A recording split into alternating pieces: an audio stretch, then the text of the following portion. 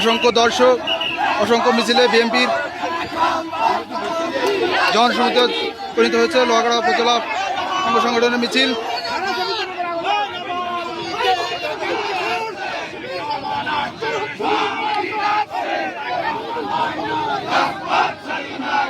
এজন্য শেষ হওয়ার নয়।